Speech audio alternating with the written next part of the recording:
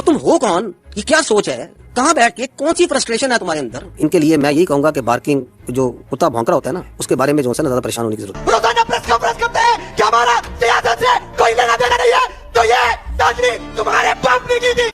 دنیا بھر کے 90% عوام انٹرٹینمنٹ میں انٹرسٹڈ ہوتے ہیں اور خبروں میں کم انٹرسٹڈ ہوتے ہیں. ٹی وی لگاؤ گے تو آپ کو 90% وہاں پر انٹرٹینمنٹ چینل, 10% نیوز کے نظر آئیں گے. پاکستان میں الٹا, بیکاز پاکستان میں سیاست کو انٹرٹینمنٹ بنا دیا گیا ہے. 90% افیئرس پہ بات ہو جاتی ہے, آپ کو ویلاگ سنا دیتے ہیں, ہم لوگ بھی, ہمارے کولیگز بھی ٹی وی پہ خبریں دیکھ لیتے ہو.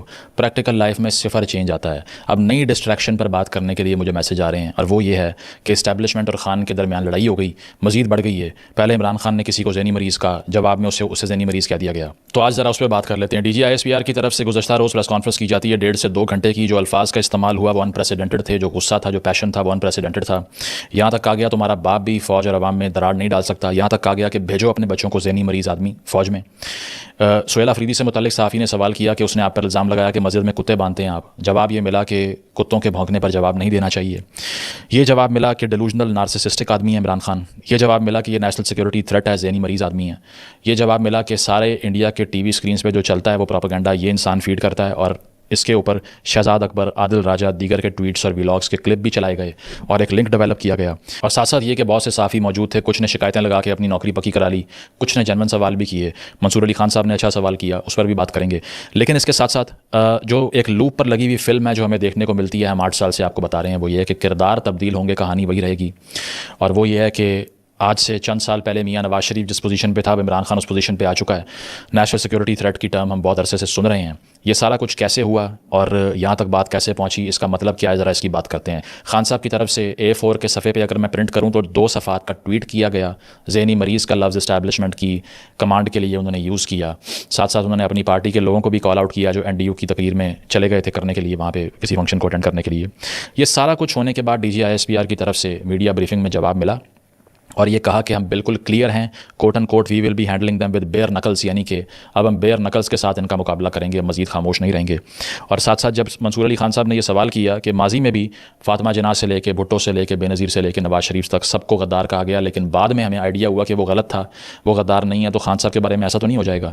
جواب میں DGISPR نے کہا کہ نہیں, فوج جتنی آج کلیئر ہے کبھی کلیئر نہیں تھی, اور ہم اس پالیسی کو پرزسٹ کروائیں گے, اس پہ قائم رہیں گے. جواب میں بیرسٹر گوہر کا رسپانس بھی آیا ٹویٹر کے اوپر, میں اپریشیٹ کرتا ہوں, بڑا سین رسپانس تھا. انہوں نے کہا غصے کو کم کرنا پڑے گا, یہ الفاظ ٹھیک نہیں ہیں, لیکن اوور آل ایک پریگمیٹک ایک اچھا رسپانس تھا. لیکن اس کے علاوہ جو PTI سوشل میڈیا کا رسپانس ہے وہ بھی آپ دیکھ سکتے ہیں. تنقید یہ ہو رہی ہے کہ فوج کے ترجمان کو سیاسی گفتگو نہیں کرنی چاہیے تھی. آئیڈیل کی بحثیں بھی ہو رہی ہیں, ریئل جو ہے وہ اوائڈ کیا جا رہا ہے. اب بات یہ ہے کہ سب سے پہلے تو 3 نسلوں تک جنہوں نے عمران خان کو پالا, یعنی کہ حمید گل سے آغاز کر لیں, میں ہمیشہ یہ پوری ٹریجیکٹری آپ کو سناتا آیا ہوں, مشرف صاحب تک آ جائیں, ریفرینڈم میں ان کو ووٹ دلوایا گیا. اس کے علاوہ آپ ظہیر الاسلام صاحب کی تیسری قوت خان صاحب تھے, شجاع پاشا صاحب کے دھرنے جو ہوئے, پھر فیض صاحب کی طرف سے بڑا کلوز پارٹنرشپ کا ریلیشن شپ, اور اس کے بعد میں Bajwa sahab. Why did it take us 25 years to decide that this man is a megalomaniac, a narcissist, a mindless person who is suicidal and a threat to the national security of the country. ہمیشہ یہی ہوتا ہے کہ 20-25 سال ہمیں لگ جاتے ہیں. اور دوسرا یہ کہ یہ پریس کانفرنس کا میں سمجھتا ہوں کہ جو خان صاحب کا آبجیکٹو تھا وہ پورا ہوا ہے اس پریس کانفرنس سے. I think so, because you inflate him when you discuss him at the highest level. Because اب دیکھیں نا, ریلیونس دوبارہ بنی. تو میں یہ نہیں کہہ رہا کہ وہ ساری گفتگو جو کی گئی وہ کرنی چاہیے تھی, لیکن خان صاحب کی طرف سے جو آبجیکٹو تھا, یا PTI کی طرف سے, یا جو جس کو میں نے ڈیجیٹل ہینچمین کہا جو اوورسیز بیٹھے ہوئے ہیں, اب ان کو ویلاگس کا کانٹینٹ مل گیا اگلے 1 ہفتے تک. ہماری طرح تو نہیں ہے کہ وہ پورے مہینے میں 4 ویڈیوز بنائیں, وہ تو دن میں 4 بنا رہے ہیں. تو بڑا زبردست کانٹینٹ ان کو ملا ہے. اور دوسرا یہ ہے کہ جب ریلیونس اس طرح کی دی جاتی ہے تو آپ اس میدان پہ چلے جاتے ہیں جہاں پر آپ کا اپوننٹ چاہ رہا ہوتا ہے کہ آپ آئیں, اور وہ آپ آ گئے. اور ساتھ ساتھ یہ کہ اب اس لینگویج کی جو استعمال ہے اس پہ تنقید کی جا رہی ہے, تو بالکل میں یہ سمجھتا ہوں کہ یہ انکالڈ فار تھی. اس کی وجہ یہ ہے کہ اس کا گین 0 ہوگا صرف. اور یہ کیوں کی گئی, وہ اسی لیے کہ نظر آ رہا ہے کہ تھریشولڈ 0 ہو گیا اور PTI کے لیے اسپیس اور کم ہو گئی ہے. کل بہت سے صحافیوں نے یہ کہا کہ بین کر دیں گے پارٹی کو, انہوں نے کہا کہ یہ ہمارا کام نہیں ہے. لیکن اوور آل ڈیلوژنل اور نارسسسٹ اور یہ سب ڈیسائیڈ کرنے میں جو ٹائم لگا وہ آپ کے سامنے ہے. گڈ طالبان بیڈ طالبان کی بائنری ختم کرنے میں بھی ہمیں 25 سے 30 سال لگے کہ سارے طالبان برے ہوتے ہیں. اب عمران خان کے بارے میں ڈیسائیڈ کرنے میں بھی اتنا ہی ٹائم لگا. میں نے بتایا تھا آپ کو کہ آج سے 7-8 سال پہلے آسما جہانگیر کانفرنس میں نواز شریف نے خطاب کرنا تھا, پروجیکٹر کی تاریں کاٹ دی گئیں کہ اس کی شکل نہیں آئے گی. اور آج افسار عالم صاحب کہہ رہے ہیں کہ نوٹیفیکیشن اس لیے ڈیلے ہوا CDF کا کیونکہ ایئر فورس کے بہت سے لوگ نواز شریف صاحب سے مشاورت کر رہے تھے کہ یہ نئے چینجز جو کمانڈ کے اندر ہو رہے ہیں اس میں ہمارا کیا اسٹیک ہے کیا نہیں ہے. According to Afsar Alam allegedly, I am not seeing this. So آج وہ فیصلہ سازی کے اس منصب پہ بیٹھے ہوئے ہیں.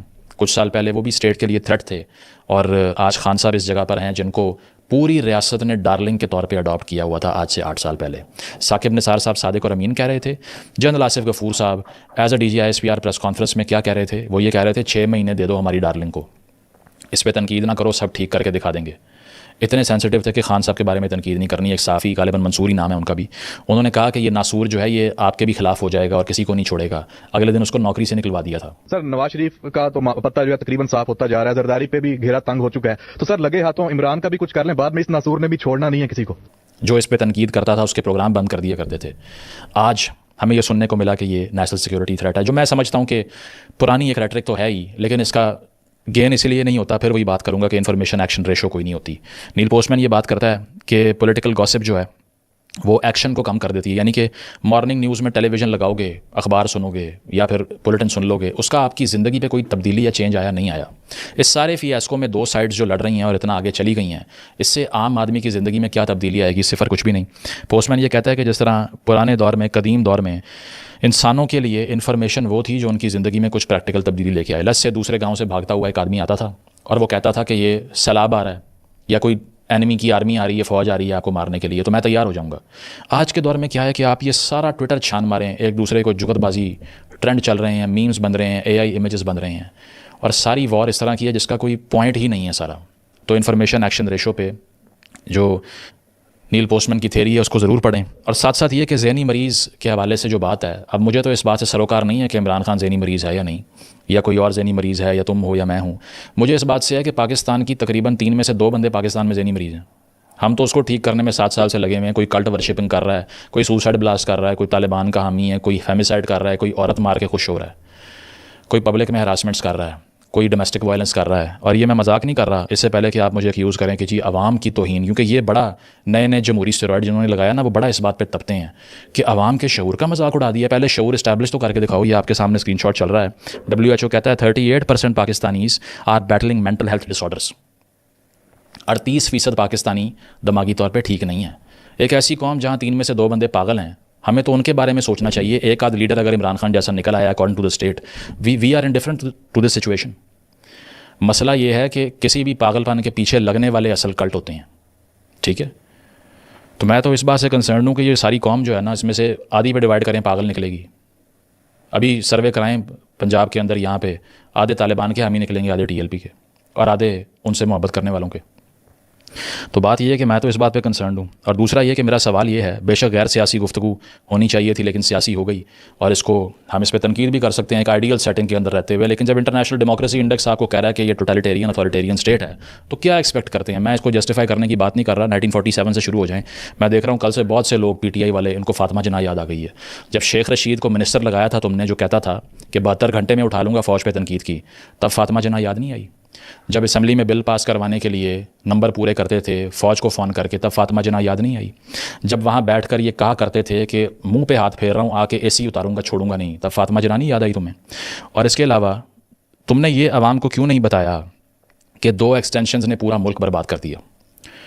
ایک بہت سینئر بیوروکریٹ, پاکستان کے سب سے سینئر بیوروکریٹ کا سورس کے حوالے سے بات کر رہا ہوں, اگر کسی نے نام جاننا ہے انباکس کر لے, بتا دوں گا. آن ریکارڈ ہے, ٹھیک ہے, وہ کہیں بھی آ کر اس کو ٹیسٹیفائی بھی کر دیں گے کہ اکارڈنگ ٹو ہم جنرل راحیل شریف صاحب نے ان کو کہا تھا, اکارڈنگ ٹو ہم, کہ ایکسٹینشن دے دو, پیناما کو بھول جاؤ. اب آپ سمجھ جائیں کس نے کہا ہوگا. ٹھیک ہے, پیناما کو بھول جاؤ, ایکسٹینشن دے دو. وہ نہیں ملی ایکسٹینشن, پورا ملک برباد کر دیا. اور اس کے بعد میں دوسری ایکسٹینشن جو تھی وہ لاسٹ چیف کی تھی, ٹھیک ہے, باجوہ صاحب کی, جو کہ نہیں ملی. 1.5 سال اس آدمی کا پورا ہونے دیتے پولیٹیکل ڈیتھ خود ہی ہو جانی تھی, لیکن نہیں ہونے دی. ایک ایسا آدمی جس کے پاس سرے سے کوئی ٹیم ہی موجود نہیں ہے. سلمان راجہ تک کو پارٹی سے نکالنے کی ڈیبیٹ ہو رہی ہے ابھی. ہر ہفتے نیا ہیرو جو ہے وہ لائم لائٹ میں آ جاتا, سمجھ نہیں آتی کہ پارٹی کی کابینہ کون سی ہے. اس کو آپ نے مینو سے جائنٹ بنا دیا اقتدار سے نکال کے، اور لوگ کہتے ہیں کہ اسٹیبلشمنٹ ان کے خلاف ہے. میں نہیں سمجھتا. ٹھیک ہے، تو وہ سب کرنے کی وجہ سے یہاں تک ہم پہنچ گئے، اور اب ہمیں جمہوریت کے لیکچر کون دے گا؟ عمران خان دے گا. ٹھیک ہے، ہمارا تو المیہ یہ ہے. تو میں یہ سمجھتا ہوں کہ 77-78 سال کی پاکستان کی جمہوری تحریک میں عمران خان کا جو کنٹریبیوشن ہے وہ تو صفر سے بڑھ کے کچھ نہیں ہے میرے نزدیک. اگر ہم یہ بات کریں نا کہ غیر سیاسی ہونا چاہیے فوج کے ترجمان کو، ان کو پولیٹیکل گفتگو نہیں کرنی چاہیے تھی، سمجھ آتی ہے. آپ کہاں سے آ گئے جن کو پکڑ دھکڑ کے جہانگیر ترین کے جہاز میں بٹھا کے بھیڑ بکریاں ساری لا کے کس نے دی تھیں آپ کو؟ کل لڑائی آپ کی یہ ہے کہ فیض اچھا تھا آپ برے ہیں، یہ کل لڑائی ہے آپ کی. اور آپ کے دور میں پختونخوا میں خرکمر کا واقعہ یا باقی سارا، یا پی ٹی ایم کے کارکنان ٹیچرز یہ وہ آج بھی باہر آئیں لاٹھی چارج کرتے ہو، اندر بند کر دیتے ہو. تو یہ ہے جناب کہ حاصل وصول اس ساری صورتحال کا یہ ہے. اور نیشنل سیکورٹی والی تھریٹ والی بات بہت دفعہ ریپیٹ ہوئی ہے. میں نہیں سمجھتا کہ خان صاحب جو ہیں وہ اتنی پوٹینشیل رکھتے ہیں کہ وہ پورے ملک کو ہی برباد کر دیں گے، کیونکہ اس کی وجہ یہ ہے کہ یہ الٹیمیٹلی کرنا پڑتا ہے. ایک پودا لگتا ہے وہ اتنا بڑا ہو جاتا ہے کہ وہ پھر آپ کا گھر برباد کرنا شروع کر دیتا ہے.